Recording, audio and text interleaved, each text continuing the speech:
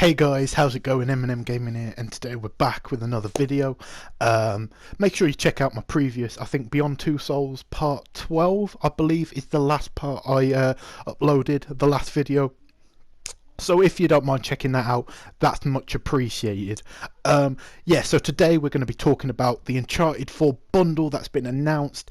We're going to be talking about that, guys. I want you, hopefully if you want, let me know your opinions on it. Do you like it? All that sort of stuff. I'm also going to tell you all the news about that.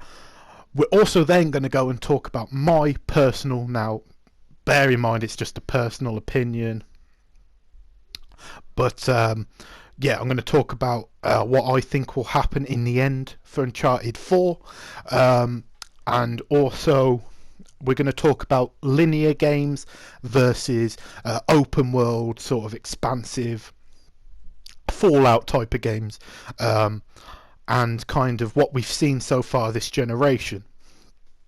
So again, make sure if any of this interests you or you enjoy the video, leave a like, subscribe.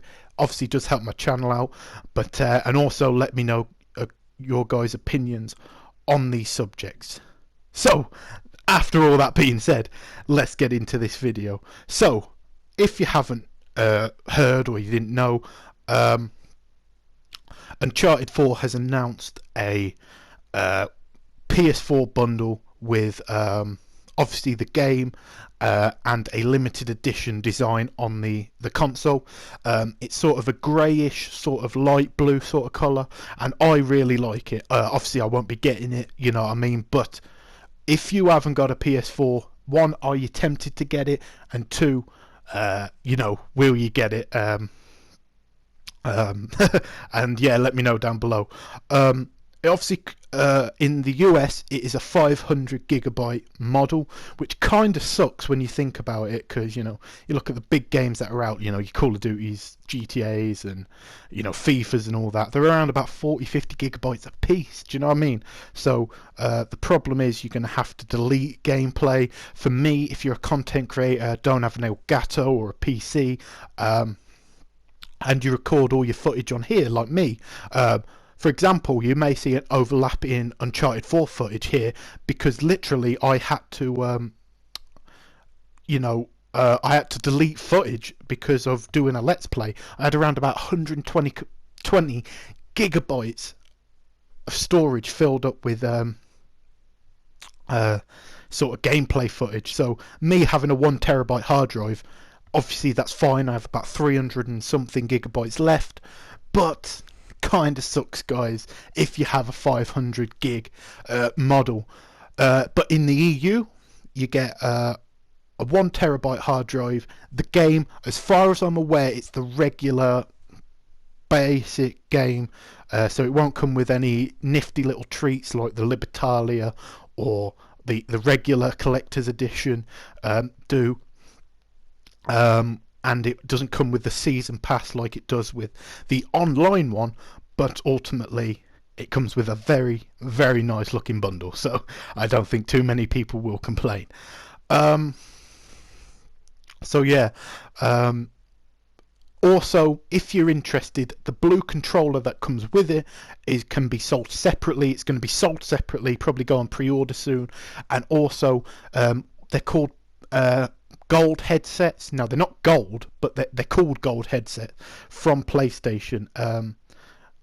And basically, they come with the blue look with Uncharted written on them. I'm not sure if it's got the Sync Magnum whatever, which is the Sir Francis Drake slogan. I'm not sure if it has that written on it, but it does on the PS4.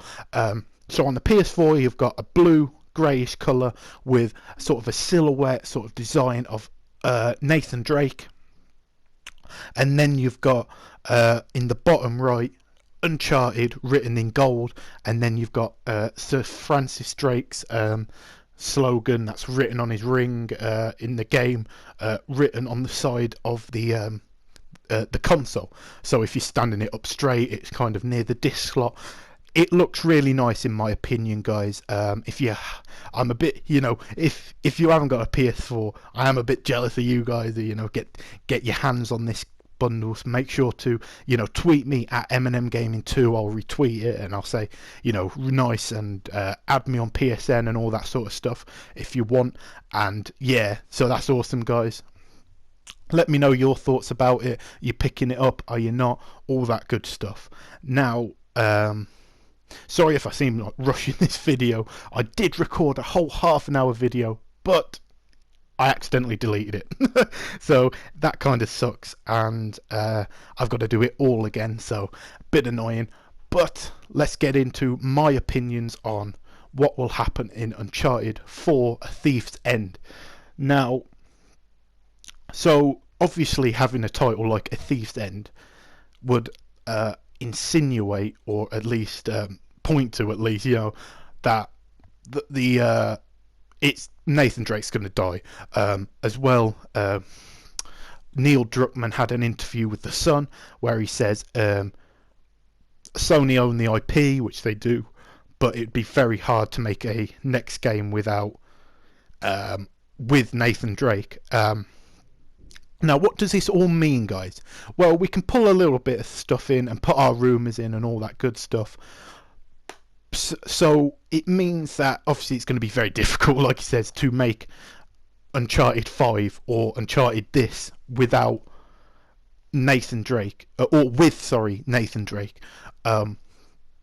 So that means it's going to be either obviously his death, a severe, I guess, disability, or some sort of ailment like that, maybe a loss of a family member, all that sort of stuff.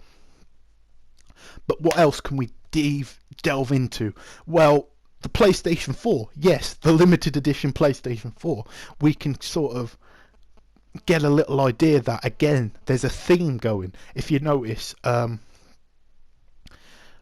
there's sort of a theme where Nathan Drake, in the advert where he's talking about I'll be only remembered as a no good thief and all this sort of stuff, but he looks like he's diving for a coin, but he's actually diving to save Sam.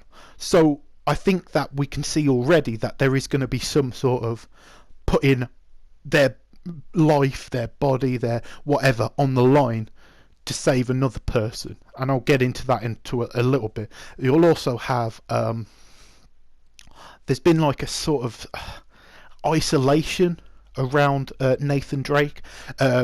I go back to, again, the game's changed, but the original reveal in, I think, 2014, where you've got Nathan Drake and he's swinging through the the forest, and he goes from one place and then he shoots them over there, swings over there, stealthily takes some guys down, and then he finally then just meets Sam. Now obviously that's not going to be the be all and end all, because we already know Nate's now got an office job, and he's happily married to Elena, and he's probably one of the most boring setups to a game you could possibly have. But even then, under Amy Hemming, you'd assume that there was some sort of sacrifice going on. We could almost take away that Sam would be evil. But I think they've changed that. I think they've changed Sam, not only the actor, but his character. I think he plays more of a good guy role in this the new Uncharted, I'll call it, because this is a completely different game to Amy Henning's. They chucked out 9 months' work. Everything we've seen is Nathan Drake's alone. Nathan Drake's recapping this. Nathan Drake's trying to save Sam by jumping from a motorbike, and he's alone when he's fighting. It's very interesting. Now, does it mean, obviously there was a lot of alone fights in Uncharted 2, Uncharted 3 and Uncharted 1, but I don't know why I did it in that order. Maybe the best from best to worst, arguably, guys. But you got you see him a lot alone. It seems like a darker story. Doesn't mean it's going to be a better story, doesn't mean it's going to be worse. Darker, as in, it seems there's going to be something horrific that happens. I think, that's going to be quite shocking to a lot of people. So I think, my opinion is, we're going to have a lot of death in this game. I think Sam will sacrifice himself to save Nate. I think I think he will. I think he'll sacrifice him to save Nathan. Um, then I think he's going to lose either or both. Yes, either or both, guys, of Elena or Sully. I think he could lose both, but I think personally, now this is surprising because everyone thinks it's going to be Sully because I guess he's an old guy who smokes cigars. Do you know what I mean? But I think it'll be Elena, guys. I think it will be Elena, and that's where it says, I can no longer live with, that. I can never go back to treasure hunting because, I lost, Elena due to this. I think that's how they're going to do it, because Naughty Dog, if you didn't know, have incredible amount of power at PlayStation. Sony Bend, who made Golden Abyss, wanted to make Golden Abyss 2, and Naughty Dog said no, and they didn't make the game. They scrapped the game. They've already come out and basically say we make what we want. They were working on a sort of sci-fi Mass Effect type of game and said we didn't want to do it. Or was that Sony Santa Monica? I could be completely going wrong, but I know they were working on a Jak and Daxter 4. They said it looked too realistic, which I know sounds crazy, but the characters did look weird. They were working on Neil Druckmann and Bruce Straley were working on The Last of Us 2 before they had to move to Uncharted 4. So basically they work on whatever game they want, and that's very cool to me personally. I think that's awesome. So basically they told Sony, look, you can do what you want with your IP, but you're not having Nathan Drake in it. I don't think it'll be the death of the series, but I think it'll be the last of, one, Naughty Dog's involvement, and two, Nathan Drake. It'll be the last one. And I think it'll be the last. I'm going to come here and say it, guys. If they do give this IP to another developer, it's going to be the last good Uncharted game. I know I'm calling out. I know that sounds a bit harsh. I'm sure they'll work really hard on it if they did, but it'll be the last good one because they're Naughty Dog and everything they do is awesome. So that's just my opinion, but let me know if you agree. So yeah, I don't think he'll lose a body ligament or anything. I think that's a bit too deep, but who knows, guys, he could. But let me know your fan theories down below, guys, and I make sure to check them out, and if I see any really interesting ones, I may make a whole video on it.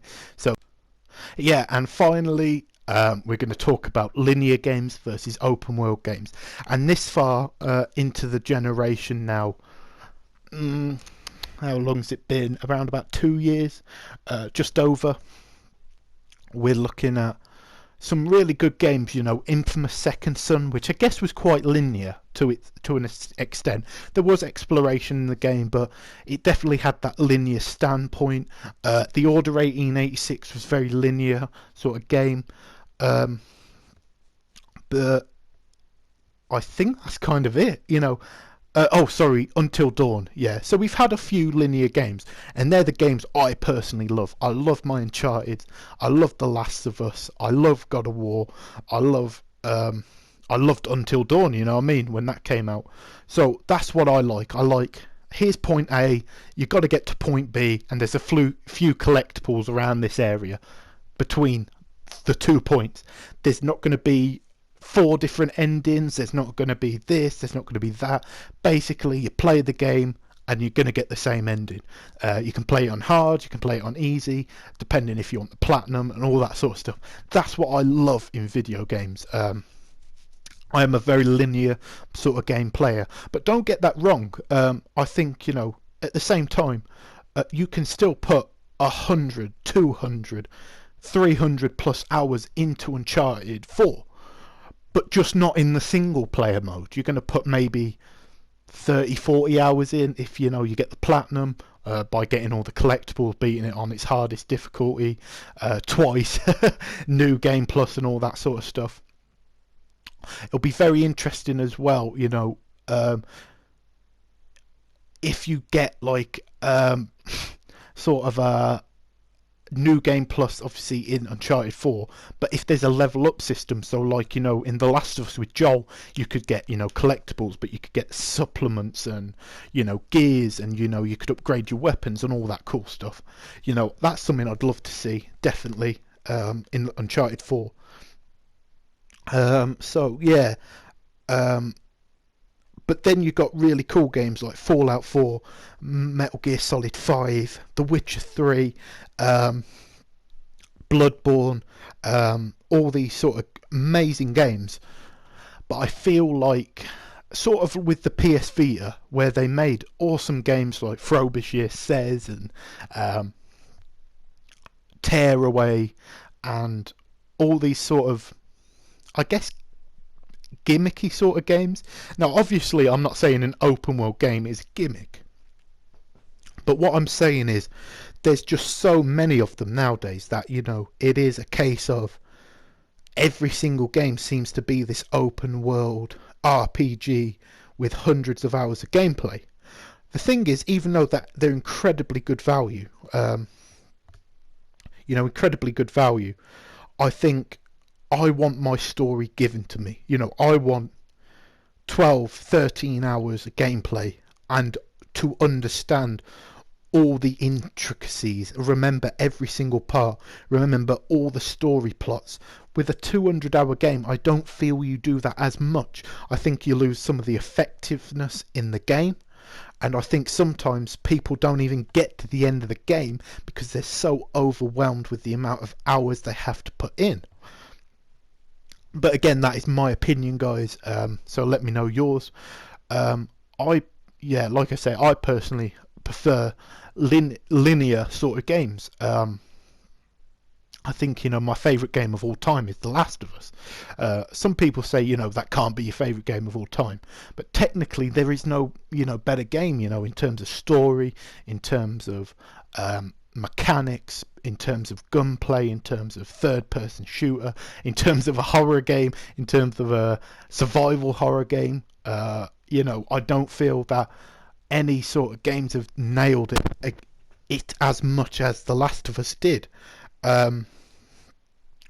But that is a linear story, do you know what I mean? Same with Uncharted, one of my favourite series. Linear story. God of War, one of my favourite series. Linear story. I really liked The Order 1886 last year. Linear story. So, although Bloodborne was my game of the year, so you could, you know, technically put an argument for that, but that's because the time it came, there wasn't as much. By the end of the year, I felt so overwhelmed with Metal Gear Solid 5 to Fallout to Witcher, and it just got a bit over the top. Now, it may have been 15, sorry, that was just that year, for whatever reason, was an abundance of open world RPGs, or at least open world games. But I feel that they're trying to show, yes, we've got these powerful hardware, and now we can have this much of big of a game with this much hours, with this many nice graphics at 60 frames, and that's cool and everything, and that's good, but you lose the magic of, you know, I felt at the end of the year, you know, when someone told me, oh, Metal Gear Solid 5 is 100 hours, I thought, well, you know, Fallout 4 is 400. Do you know what I'm saying? I felt, oh, well, the Bloodborne is, you know, you can put 90 hours into that game. Oh, well, you know, this has got more. And that's crazy, guys, you know, that, you know, you almost feel shortchanged at 100 hours of gameplay. So that, you know, that's mad. That's mad stuff. But, yeah, I just think I prefer good online with a good story, and that's it. That's all you need to focus on, in my opinion. But yeah, let me know down below, guys, what you think. Do you agree with me? Do you disagree? I make sure to check out all my comments and all that sort of stuff. So that's awesome. I'll catch you guys in a new video very soon. But before I go, I just want to say, if you don't mind checking out, obviously, my other videos, very helpful to me. And I'll leave a like, subscribe, and all that good stuff. So I'll catch you soon.